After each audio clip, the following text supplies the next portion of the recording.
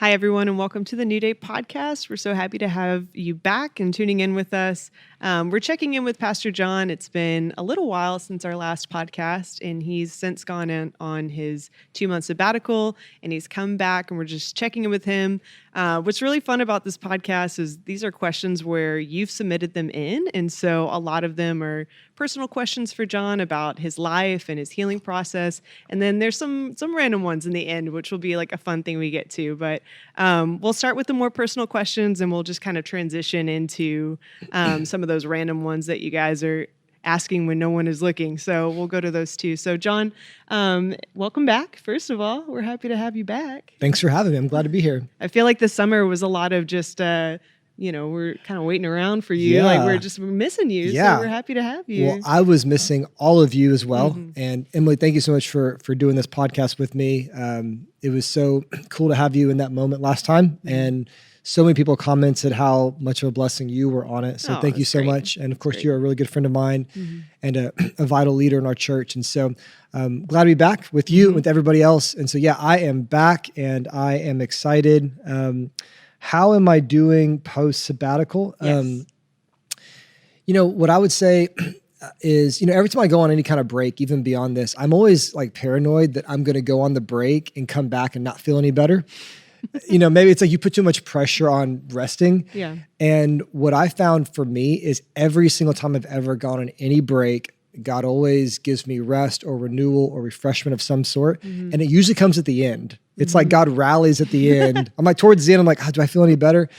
And so that's how it was this time as well. And what I would say is, I don't feel like I'm all the way healed. I don't know how that works or if you ever get to that point. But I know for a fact when I came back, I feel like I have taken a step forward. Mm-hmm. I remember what I felt like in May. I remember that. And I feel like I've taken a step forward from that place, confident. Like I know for a fact I've taken a step forward. And so I feel good about that. I'm glad to be back. And I've also noticed every week that I am back, and someone told me this once, every week that I'm back, I feel a little bit better, actually. It's almost like what happens during seasons of rest or taking a step back is God plants seeds of renewal in you that begin to sprout once you get back. And so it's not like the first week that you're back, that's as good as you're going to feel, and it's going to be downhill from there. Yeah. Because you've got this new energy, and that's going to leak. It's the opposite, actually, where when you get back, for me, that first week, I feel kind of like a little bit overwhelmed maybe, or like there's too much going on. And I feel better week by week. And I mean, eventually that changes and you start going downhill again because, eventually you do deplete energy. But every week I've been back, I feel better. There are moments where even here at the church and leading, I feel like it's possible. Like I can do this.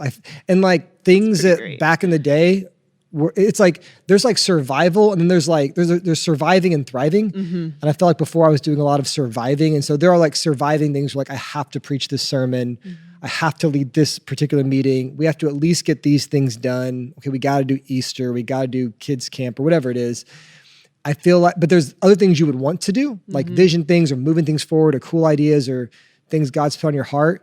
But like for so long, I wasn't getting to any of those because I was surviving. Right. And recently I feel as if I'm getting to some of those things. And so it's almost, okay, I'm out of survival mode. Yeah.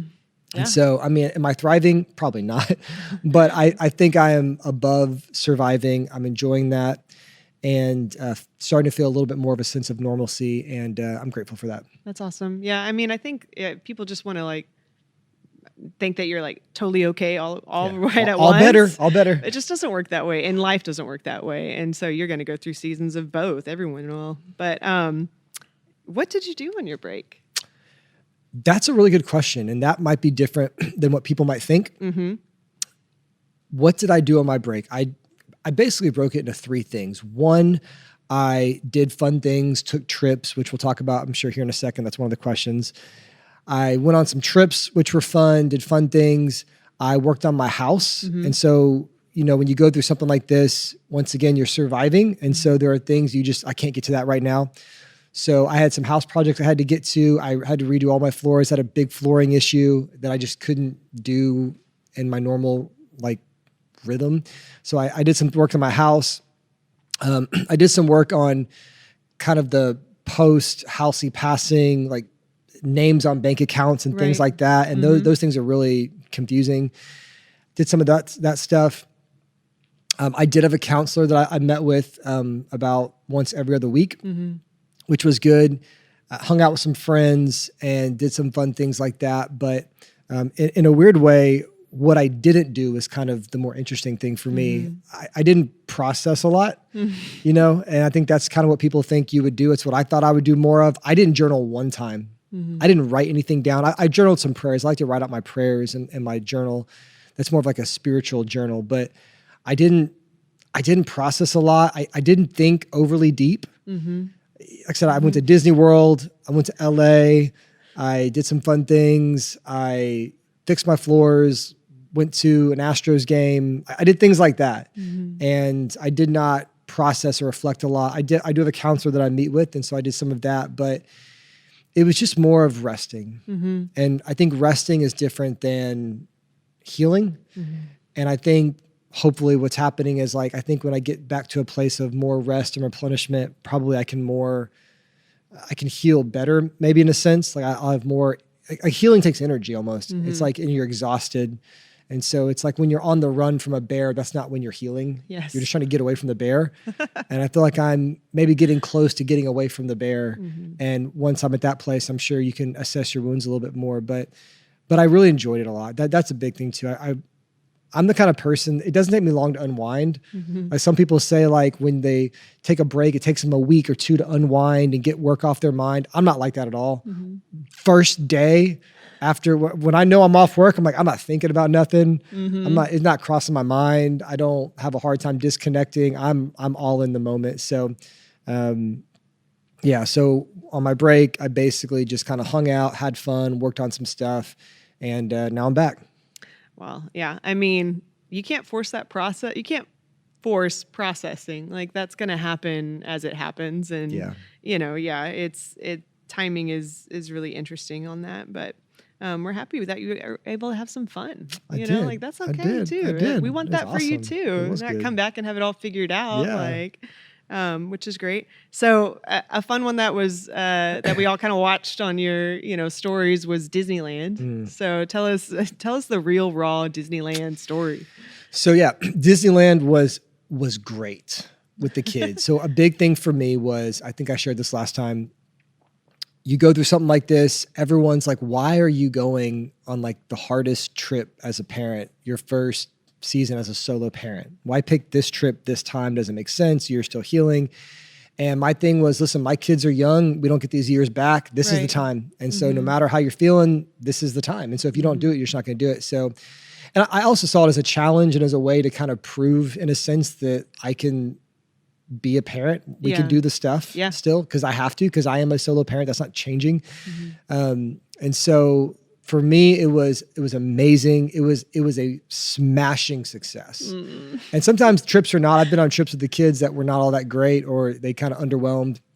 Smashing success. And my hot take on Disney is that Disney World is underpriced. It's underpriced. Wow. And the way I say that is because I paid a lot of money, and some people helped us out. Some people were very generous and helped us out. But if you had told me that to do that trip again, it would be that plus $1,000 more. If I had it, I would pay it. That's amazing. Which means it's worth it. I would pay that for that experience. And it's just because Disney does everything so well. It's so much fun. We stayed on one of the more affordable resorts. And so we're on the Disney property. Even two of the parks, to get there, you take one of those zip line things.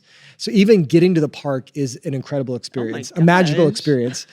And so, it just, the food was great. The rides were amazing. Disney's ability, it's not rides, it's experiences. Yeah.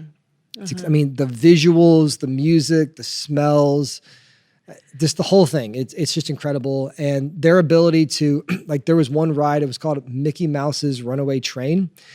And we went on that one 4 times because my 4-year-old loved it, and me as a 36-year-old grown man loved it. People don't realize to make that gap. I mean, we both loved it and thought it was fun, but not too scary. It was just the way they're able to do these things are amazing. And so it was so much fun, and the kids had a blast. I overdid it a little bit. I got some bad information from ChatGPT. Uh-oh. I chat GPT'd how many days do people normally go to Disney? And the answer it gave me was like 6 or 7 days at Disney. And so I booked 6 days at Disney with 2 rest days in the middle, meaning we went for 3 days to the park, rested for 2 days, and then went 3 more days. So we spent 6 full days at Disney. Wow. Went to every park once, 2 of the parks twice. And then I'm asking everybody when I'm there, because we're meeting different people, I'm like, how many days are y'all staying for? And nobody is staying for 6 days at Disney. And I'm realizing like we really overdid it. So I don't know. I got some bad information, but I will say it was cool because like we just were, it's a lot of Disney. You did Disney. We were immersed in Disney World and it was a lot of fun. And it also helped us slow down. We didn't feel rushed to do everything. Yeah. So it was really good. So we did that. And then Halsey, my late wife, her brother and his wife live in Orlando. Mm-hmm. So 2 of the days they came to Disney World with us, which was very nice and helpful. And then they watched the kids one of the days, one of our rest days, so that I could kind of plan the rest of the trip because there's a lot to plan. Mm-hmm. So it was good seeing them. It was just a really good experience. We drove. And so I drove, which wasn't bad.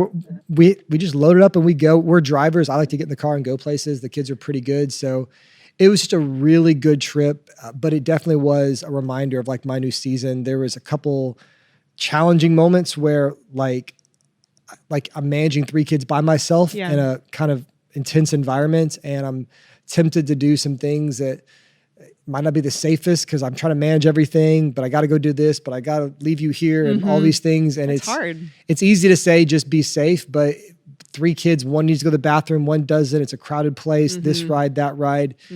It's a lot with 3 kids. And so there's probably not a lot of people that are there with 3 kids by themselves. And so I leaned on Molly, my oldest, a lot. She was my helper and she's so mature for her age and she's amazing. God made her my oldest kid for a reason, for a divine reason. I believe that. So that was really good. And then, it was really fun. It was a great experience. I'm honestly thinking about going back next year. No, it's crazy, but I kind of want to. So we'll see if I can afford it and if the time shapes up. But it was really good. And, there was a couple of moments like literally the first day we're at this hotel. There's like a breakfast buffet in the morning, which was delicious. And we're in the line and this older gentleman turns around to me with 2 of my kids standing right there and says, where's mom? Is she up in the hotel? Like asks me that. And normally I would just lie and be like, oh yeah, she's XYZ. But my kids are standing there. And so because they're there, I'm like, I don't want to lie about it because then why is dad lying about it? Why is dad not telling the truth? Is there something wrong with this? Yes. So I've just learned in moments when I don't know what to do, I'm just honest. Yeah. And so I'm like, oh, she actually passed away about 6 or so months ago. And we're heading to Disney and just having fun as a family. And I really tried to help the guy because I was trying to soften it a little bit. He got so awkward. He just like kind of said, oh, I'm so sorry. Just walked away. Oh. And so I felt bad. And then I'm feeling bad for him. But it was just one of those things where, I can't hide my kids from that stuff. No. And it's one of those situations where it happened. And so that is what's going on. And I got a lot of compliments. When you're a single dad and you go out with kids by yourself, you get compliments all the time. Such a good dad. Yeah. Poor moms just, they're expected to do all this stuff, but it's like, dad, you're so great to see a dad spending time with his kids is the most common one. And so anyway, I get compliments on that, but it was good. We enjoyed it. And Disney was a win. Man, Disney was a win. Yeah, I have never been to Disney at all. And that's a joke in our family. Like we never did Disneyland or World or anything. And one year James went, my brother, and he sent me a postcard. And I got a postcard in the mail that said, just went to Disneyland, the place where dreams come true, just not yours. And that's hilarious. That's what he said. And I was so James. So that's one of my keys. That's what I think when I think of Disney. So I love vicariously living through it. But that sounds like it was a lot of fun and crazy. You're crazy. Yeah. So that was the other piece too. Amen. How's your healing process going? Really? How's it going? Really? It's going slowly, but it's going. I'm moving in the right direction. The sabbatical was really good. Like I said, it was a time I took a step forward. And, there are moments where I feel a little bit normal. I feel some normalcy in my life. I can feel normal, physically feel the feeling of being normal. And so to me, that's a sign I'm moving in the right direction. I am thinking a little more about my future and what that could look like. And before, I feel like that wasn't really much of a thing. So I am healing, and I'm also reconnecting with the Lord in a way where like it's almost like the relationship I used to have with God is reemerging. And I've told so many people, like anyone that has met me for the first time in the last, because you know me for a long time, but like a lot of people that I know, they've only known me this year or the last few years. And I always tell them like, not that I wish you knew me back then, but just like, I know that the version of me you're meeting isn't the real me in a sense. That's like anybody in the midst of a crisis is going to be a little bit different than they normally are. And so I feel as if at times people don't know who I really am. And I feel like that person is reemerging. And I feel my relationship with God is reemerging in a sense, because it's like I'm getting away from the bear in a sense. Like I'm getting away from the bear, and now I can pray more intentionally or more focused, or read the Bible, or think about the things I believe that, that are my convictions as a believer. And so, yeah, I'm slowly moving in the right direction. And I think, and I know that will just continue. Yeah. I mean, anyone who's gone through trauma or grief will tell you that there's so much of it you can't control, and so you just are in it where you are. It's just a process, and you can't rush it, you can't force it, and you have a lifetime of healing is like the other piece too. What's helping the kids heal in this season? The kids are doing great. I'm so thankful. People always ask about the kids. People are always asking about them, and that means a lot. But that's an easy one. The kids are doing great, and I think what's helping them heal is just having an engaged dad, which I hope they do, and just normalcy. They just started school, 4th, 2nd, and pre-K 5. And so they're doing school, they're doing activities. And so honestly, the kids are just doing very, very well. Yeah. I mean, there's I not see much to say. it. Yeah, They really are doing well. But I think too, they just have a bunch of people around them who love them, who see them in their everyday, who, talk with them and talk about the difficult things and the good things, all those things. So that's awesome. And what has been the most surprising thing about being a single dad suddenly? So this is another question I didn't really know. There's not much, and maybe because I was thinking about it, it didn't happen suddenly for me. In a sense, true. like I've been trending that way for the last 3 years, and especially like this last 6 months before she passed, there was a lot of it's kind of on me. And so in a sense, it didn't really seem very sudden for me. I think if I mentioned one thing, it would be just the big transition has been all the decisions are me now. When you are married and raising kids, it's a team effort. And so you're blending together your perspective on parenting and everything else, and you're running decisions by each other and making decisions together. And that's a beautiful thing. It has its challenges too. But that's a thing. But for me, like every decision's kind of me. Just how I do it. And I've had to embrace that, because I can only parent the way that I parent and the way I see things. And one example of that was I had to make the hard but right decision to rehome our dog, Bo. And Bo was an incredible dog, and he's in a great home now. He went with family, who's amazing. He's in a much better situation now than he was, but we had an issue with fleas, because we have some fleas in our yard. He kept getting those and bringing them into the house, and then they were like just destroying my son. He was just bites all over him, and I'm managing that. And I just woke up one day and was like, you know what? I don't need to have this dog. I love him, but somebody else can have him. And I know some people will judge me for that. I get it, but it's just the right decision. And it was because it's like, we had a dog because I loved my wife. I never wanted a dog. And so we had it because that was why I served her, because it's not all about me. And so I didn't really want a pet, but she did. So you know what? We got a pet and I owned it. And as long as she was here, it was like, man, I loved that dog, and I do love that dog. But it's like, okay, but she's not here anymore, and I'm managing everything by myself. And so it's almost as if my parenting would have not had that. So we need to kind of trend in that direction. Otherwise, I'm just trying to, carry out something that's not within the way I'm wired. So made that hard decision, but the right decision. And so even just like how we do the school with the kids and sports and activities, I think just really, I'm just making decisions quick and going with my gut. And what I'm committed to is I will make sure my kids always remember Halsey and know who she was and what she was like. Like that is a non-negotiable, will always happen. They will know how amazing their mom was, how much she loved the Lord and all that kind of stuff. But in terms of the moving forward, like you really can't, in a lot of ways, carry out how somebody else would have done things because you're not that person. And so it's like God has given them a single parent household in this season of life. And I'm that single parent.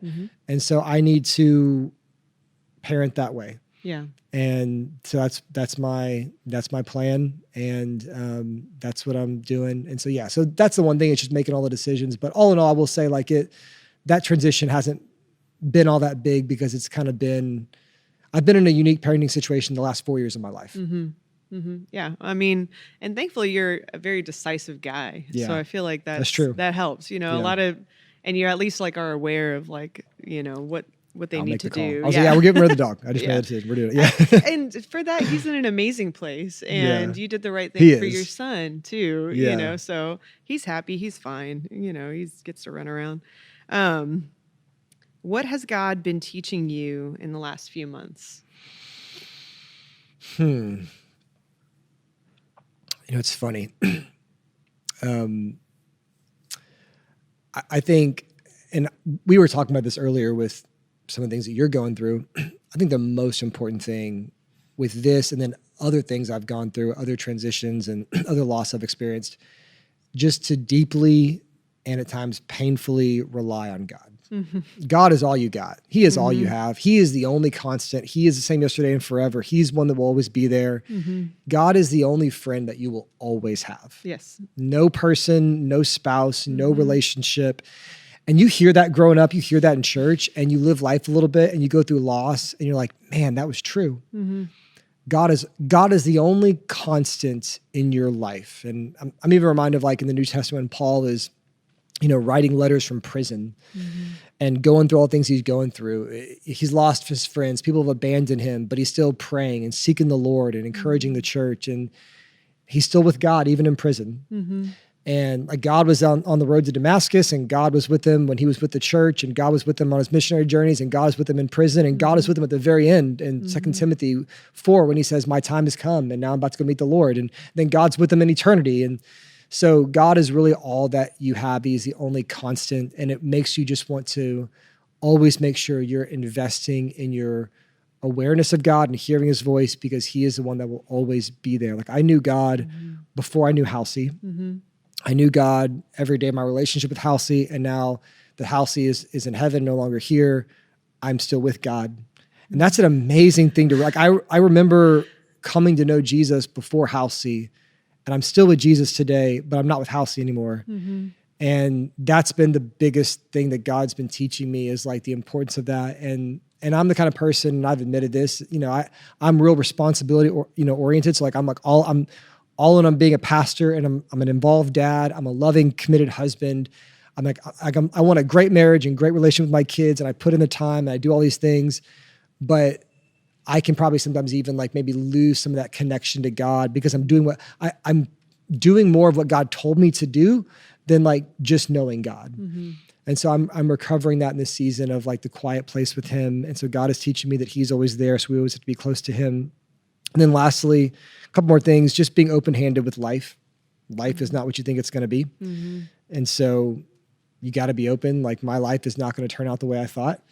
And so you have to be open to whatever God wants. Like the 10-year vision is dead. Like I just don't believe that. Like that doesn't make any sense. How you can plan? You don't know what's going to happen in the next 10 years. That's right. And so, and then lastly, the importance of leadership in all areas. I've seen that even in the church in ways where, when leadership is not present, things just don't go well.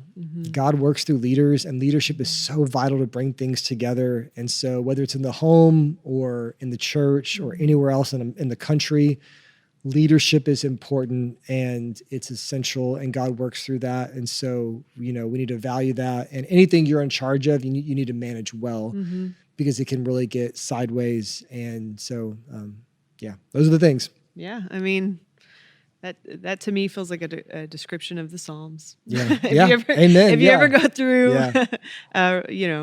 a lot of heavy things in your life, just Yeah. read the Psalms because that's a Yeah. great summary of it. Yeah. That's good, Um, Emily. And then It's really good. this has actually been something that's been brought up a lot lately with me and with just different people is, do you believe in signs from loved ones in heaven?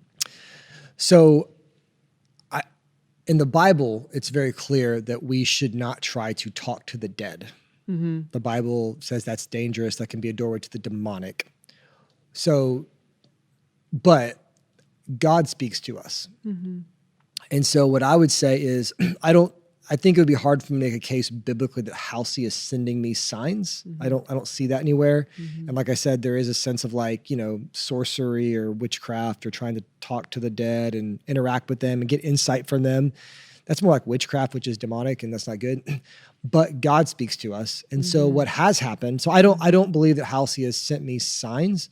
I believe Halsey lived a life and a legacy here in some ways that does still speak to me, like she left, she sowed seeds, but God speaks to us and God is always speaking to us, and God has come. So I have prophetic dreams. I've shared about that. I've had some crazy prophetic dreams that I've not even shared a lot of. I got a dream back in January or February where we were at a friend's house, and it was like a community group. Mm-hmm. And I was at this pool. I was in the backyard with the pool with the kids who were swimming, and then I went inside to the house, and there was like a community group of it. I think it was actually your community group, but it was meeting at the Duckworth house where I used to be in community group at. And I was in there, and for some reason I needed to go upstairs. And when I went upstairs, Halsey was in this room by herself. She was healthy, she was happy, and she was painting, and she was doing well. Oh, man. And I had that dream. I don't have a ton of dreams, so I pay attention to my dreams. And a really good friend of mine that I value a whole lot, who is very prophetic in that sense, helped me interpret it to be like, they're like, I think it means she's doing well. Right. And so when someone does that, you test the spirits, meaning you kind of like, you shouldn't be cynical towards it, but you don't just take everything at face value. So it's okay. I'm going to hold on to that. And the Lord will continue to confirm that if it's true. And then what's been crazy is I've had probably 4 or 5 people reach out to me telling me they had a dream about Halsey that they had to tell me. I've heard. I could show you I could show you things people have sent me. And every dream is the exact same. Halsey's doing well. Mm-hmm. And she's really thankful for the way that you loved her and cared for her. She has a lot of gratitude and fulfillment in the way that she was loved by you and everybody else. And she's doing well. And that's the message. And every dream about Halsey has been that exact same dream. Yeah.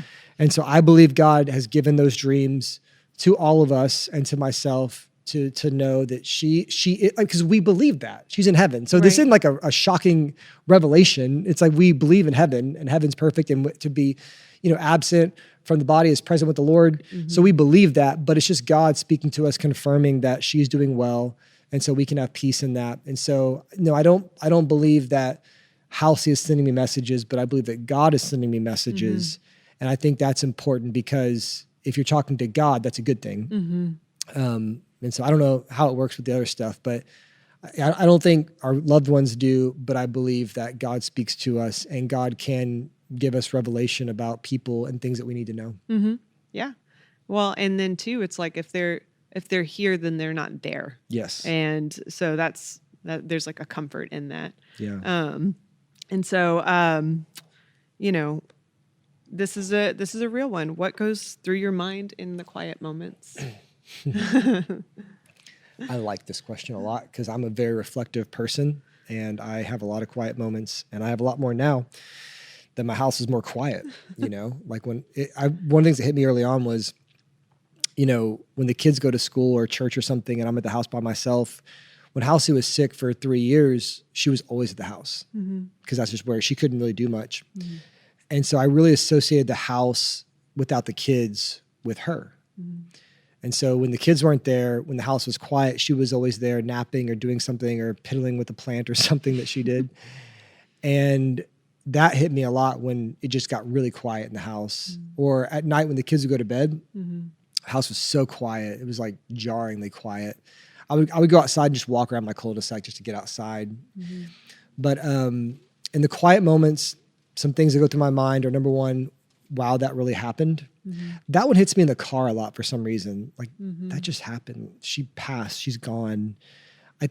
I think I'm getting more used to it, but my mind is still coming to grips with the reality that she died and she was sick and we went through all that. And so, wow, that really happened is one. Number two is I feel normalcy creeping back in. As I said earlier, I feel normal sometimes. There's a feeling I can almost spiritually feel that I used to feel. It's almost like life feels more like it used to. I guess it's almost like the crisis is kind of wearing off and normalcy is coming back in. And then, as I said, also my connection with God feels more normal, more, I feel like I can feel the depth of my relationship with God that I feel like for some reason for a while I couldn't feel as much just because I was so focused on the crisis I was in and what my relationship with God was like in that moment that I didn't remember what it was like how I felt about God when I was in college or high school or as a young pastor. And now I feel like I'm having more of like I feel more connected to like the fullness of my understanding of God. And maybe because I'm not as desperate for just this one thing that I'm kind of seeing all of life as a whole. And so, yeah, my connection with God is deepening and I just feel more reliant on him than I ever have before. I guess because I was, struck down, but not destroyed. And when you get struck down, but you don't get destroyed, you're like, dang, like I can get through anything. Yeah. Yes. I can get through anything. Like I feel like the other thing, I feel strong. I feel strong. I feel powerful right now in like a dependent Holy Spirit. I feel powerful. Like when I talk to somebody one-on-one, I feel like I can just bless them and encourage them. And I just feel I feel like God's in the room. And when I even get back up on stage at church, I feel powerful on the stage and not like in a weird, like selfish way. Just I feel powerful, just like God can move and we have his truth and his spirit's with us and anything's possible and God's going to change lives. And I just feel like my faith is so much stronger than people's doubts. Like I just feel like faith is going to win out in every situation. And I've never felt that before. And so I think that's just going through some stuff. And in the quiet moments, I feel like that's when I gain that confidence. And so like even like sermons right now are more of like we're doing a series in the fall, but coming up on like, just week by week, God, what do you want to say this week? And I feel like he's going to tell me and I'm going to say it. And so, but the quiet moments are where that's coming from. And so like, even like my sermons are coming from more of a quiet place. And so, so some interesting stuff, but like everything I said is it's very real and it's very raw and, I'm thankful for it. Well, it's like testimony comes from experience and what, when you've seen what God can do in something as horrible as that, it does empower you because you're like, he actually has carried me. It's legit. So it is like puts a fire in you. Okay, you ready for rapid fire? Yeah, we got these are random. 12 minutes. We got 12 minutes. So here we go. Maybe I'll pick my favorite one. So I got like a minute per. We have like a lot of questions. Okay, here we go. Advice for parenting as a Christian dad. Go. And I'm not prepared on these, so if I give not the greatest advice, forgive me. Don't clip it out. These are rapid fire, no prep. Right. Advice for being a Christian dad. Live out your faith in front of your kids. Like don't. I mean, pray in the secret place, but pray in front of your kids. Last night I started like a new thing where I play guitar. I love to worship. I love being in a room by myself and singing worship songs to God. And so when I put them down for bed last night, I sang a worship song over them. Great are you, Lord. And I told them to sing with me and they did. And so I'm like, I like to worship. So do it in front of your kids. Take your kids to church, which is another like be public about your faith. Like walk closely with the Lord and do that in front of them. I love it. That's I mean, for real, that's real life parenting. Favorite barbecue in Houston? Gosh, that's a hard one. I'm not the biggest, so I love barbecue a lot. It's a big deal in Texas. It is a big deal in Texas. I love barbecue, but all of it's good to me. So, I mean, I'm going to say Gabby's, Rudy's, but those are chains. People are going to judge me for that. I like Gatlin's, but it's just because it's in Oak Forest, and so it's not like a chain. So honestly, every single barbecue spot in Houston is amazing. I love it. I like Gabby's sauce, but that's probably not a very impressive answer, but that's just me. I like Gabby's. Yeah. Gabby's is good. It's local. Yeah. It's excellent. Okay. How do you handle toxic leadership in a church? Yeah, just A real quick. 1-minute response. Real quick, if you could let us know. Well, honestly, I think a short response is good. I think if there's toxic leadership in a church, I think that you should go to the approved and appointed leadership structures in the church. You should voice your concern, and you should pray that God would address it as well. And then if it gets better, you should stay. And if it doesn't, you should go somewhere else. We're blessed to have different churches. And so if you're in a place where there's only one church, that's different. But this is, I'm guessing, is in the context of America. So you should go. I think what you don't do is like, you don't start getting messy and like, because God is a God of order. So God is putting a structure in place in the church that needs to be honored and ordered. And that's different in different churches, but there's an order there. And so I think the whole like dig your heels in and fight to the death, just you become part of the toxicity, and that's not good. And so like even for me, like I can get fired. Our elders can let me go. And so if someone goes to them, and because that's our structure, and tells them, and if it's true and it's disqualifying, like everyone's held accountable, myself included. Yeah. So I think if there's a problem in the church, I think you go to the appropriate leadership structure, you voice your concern. Obviously you're laying it before the Lord, and you trust that leadership to make the right decision. And if they don't, and you believe they didn't, then you vote with your feet and don't start more mess. That's what I think. Yeah. Don't start more mess. It's a great summary. Don't become part of toxicity trying to do something good. That's the mistake people make. Yeah, that is 100%. Okay. I'm gonna skip probably like the next one for time's sake, but we're just gonna go right into some crazy ones. What do you think about the Book of Revelation? Gosh, give me a 1 minute answer. Gosh, that's the hardest one. What do you think?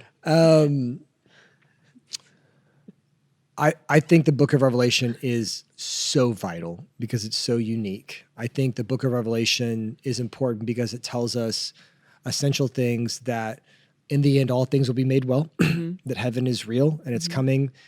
It also tells us that heaven comes to earth, that heaven is both a spiritual and a physical reality. And so I think it gives us hope. It also gives us insight into heaven.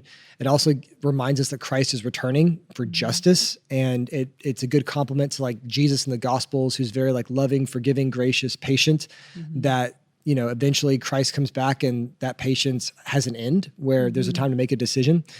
And so Jesus comes back with power and with strength and makes all things new that way. And he sifts the good from the bad, and he does all that. And so I think it's good for those themes. It's also very symbolic. And I think that the symbolism is beautiful. It's how God seems to communicate in different ways. And so the symbolism is really important. And, but I don't think we should read too much into it or get too like, I just know people that go all different directions by interpreting things.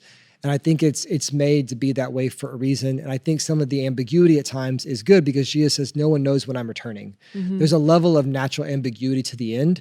And I think when people try to like where you create ambiguity, where the Bible gives clarity, like that's demonic. That's a lie. But when you try to create clarity where the Bible has ambiguity, that's just when you get weird. That's when cults start.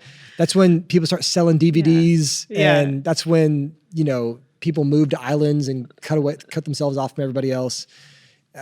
So yeah, but Revelation is such an important book because it reminds us of what all this is working towards. In the end, things will be well. And Christ is going to usher that in. Now, when exactly it happens, the order that it happens, there's a lot of different opinions on that. And I think it's a waste of time to argue over stuff like that. Wow. I cannot believe you just sparked note like Revelation. Yeah. That's what I got. Really good. Read it as a whole and then also with hope. Okay. Have you ever dealt with, two Christian singles and they like each other and one person likes them, but the other person doesn't like them? And that can be painful. As a pastor, I think when that happens, I'm just a little more clear on that. I think if somebody doesn't like you like that, then you should just move on to another person. I think here's what I'll say. I think those people can have a friendship. If like one's kind of wants more of a romantic thing, one's like, hey, we're just friends. I think they can have a legit friendship, assuming that the person that really has more of the love feelings or the like feelings isn't trying to like subconsciously or over time pull them over. Right. That's when it gets weird. Yes. And so I think if you are into someone like that and they're not into it like that, honestly, I respect the person that's clear. That's a very mature thing to say, listen, you're a great person. I don't see you like that. Like it hurts, but that's a clear thing. I think the other person has to ask the honest question, can I really be friends with this person? Or am I just really hanging in there hoping I can change their mind? If you're trying to change their mind to like you, then that's just when it gets like abusive or difficult or messy. And so, and a lot of times I think that's not possible. And I think it doesn't make sense because there's a lot of people you can be friends with.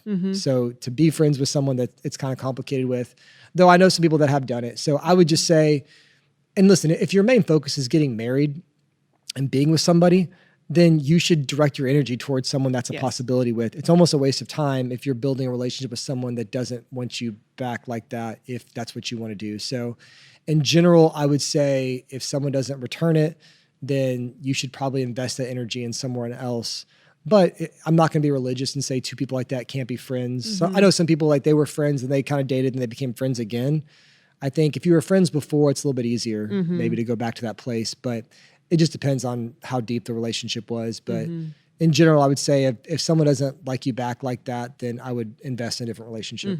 Well, thank you, John. That was a whole lot of fun. It's really fun to ask those random questions. It always gets people thinking of, what they would say, via Instagram post versus asking you to your face. So we really appreciate you guys tuning in. It was a lot of fun, and we're going to have some more content for you soon.